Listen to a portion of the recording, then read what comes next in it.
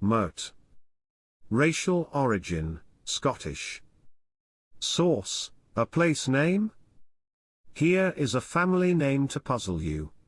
From the sound of it you might think it of East Indian origin. As it stands, there is nothing to indicate its origin. Fortunately, there are records to prove its origin, though even then it is a little more difficult to grasp the manner in which the change has come over the name from its original form. The family name of Mowat is a Scottish evolution of a Norman French place name. It is borne by a certain branch of Clan Sutherland.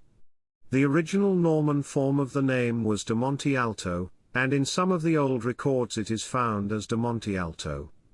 There is a record of the grant of lands in Losscraggy and Culpedauchis by King Robert Bruce to one Patricius de Monte-alto.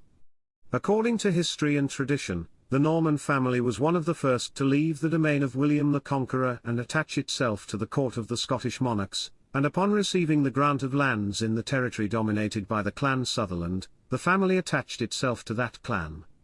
Through the centuries which have followed, the Montealto has been boiled down by Gaelic-speaking tongues to Mowat.